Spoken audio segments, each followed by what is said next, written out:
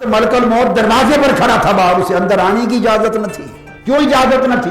کہ اندر سیدہ فاطمہ الزہرا بھی تھی، پردے دار تھی، اہل بیت، آقا کی شہزادیاں تھیں، اور آقا آرام فرما تھے۔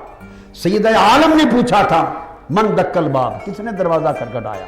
اس نے ڈرتے ڈرتے عرض کیا، اپنا نام بتایا، ملک الموت بھی نہیں کہا، اصل نام بتایا، وہ آیا ہوں، اسرائیل آیا ہوں۔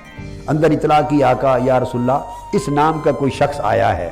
فرمایا پردہ کر لو اور اسے اجازت دے دو۔ ملک الموت تو مصطفیٰ کی بارگاہ میں داخل بھی اجازت لے کے گئے، ڈر رہا تھا بارگاہ مصطفیٰ میں جاتے، عرض کیا باری تعالیٰ ساتھ جبرائیل امین کو ہی بھیج، کیسے عرض کروں گا حضور کی بارگاہ میں؟ وہ آقا سے نہیں عرض کر سکا، اس نے سیدنا جبرائیل امین سے کہا۔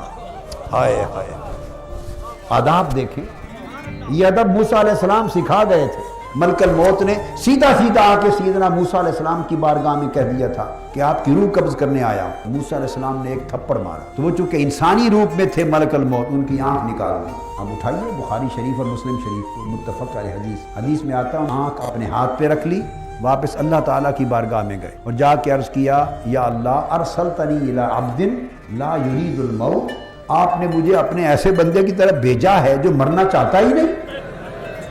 اب ملک الموت کو بھی سمجھ آئی کہ سارے ایک جیسے نہیں ہوتے۔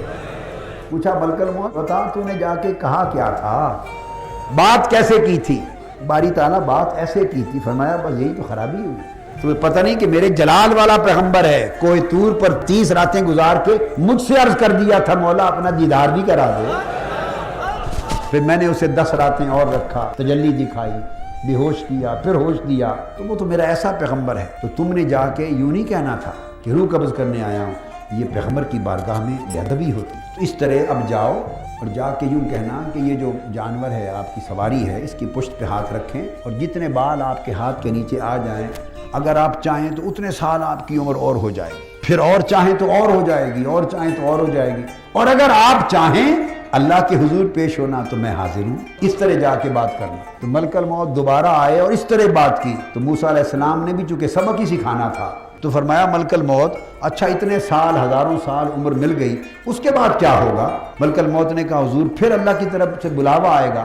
فرمایا جو بلاوا بعد میں ہی آنا ہے تو چلو ابھی چلتے ہیں۔ کیا پتہ چلا؟ سبق سکھانا تھا۔ اب سبق کس کے لیے؟ خود تو جا رہے تھے، ادب کس کا؟ وہ خود تو جا رہے ہیں، اب تو بعد میں ملک الموت نے آپ کے پاس آنا ہی نہیں کہ اس کو آئندہ کریے سبق سکھا رہے ہیں۔ اپنے لیے معاملہ ہوتا تو اتنا سخت قدم نہ اٹھاتے۔ مارا تھا ملک الموت مجھ سے بات کر لی ہے، اور تمہیں خبر نہیں کہ بعد میں خدا کا وہ حبیب آ رہا ہے، ہم سب جس کے ڈنڈے بجاتے پھرتے ہیں اور جس کے ترانے گانے پھرتے ہیں اور جس کی آمد کی خبریں دیتے پھرتے ہیں، وہ حبیب خدا تشریف لا رہا ہے۔ مجھ سے بات کر لی ہے، کہیں ان کی بارگاہ میں اس انداز سے بات نہ کر بیٹھنا۔ تو ملک الموت کو یہ سبق ملا ہوا تھا، ادب۔ تو نتیجہ یہ ہوا کہ جب آقا علیہ السلام کی باری آئی تو آقا سے بات ہی نہیں کر سکتا تھا کہ حضور جیسے آپ کی مرضی، یوں بھی نہیں کہنے کی ضرورت۔ جبرائیل امین سے عرض کیا آپ عرض کر دیں۔ جبرائیل امین نے عرض کیا یا رسول اللہ یہ اسرائیل یوں عرض کرتا ہے۔ فرمایا کیا پیغام لایا ہے پوچھو۔ عرض کیا اللہ تعالیٰ نے سلام بھیجا ہے۔ اور کیا پیغام ہے؟ تو ملک الموت نے عرض کیا بذریعہ جبرائیل امین عرض کیا یا رسول اللہ سلام کے بعد پیغام یہ بھیجا ہے محبوب میں تجھ سے ملنے کا مشتاق ہوں۔ سمجھ آ گیا مقام اور مرتبہ مصطفیٰ؟ تو آقا علیہ السلام نے جب سنا تو فرمایا اچھا اللہ نے فرمایا میں مشتاق ہوں ملنے کا، تو میں اس سے زیادہ مشتاق ہوں، چلو لے چلو مجھے۔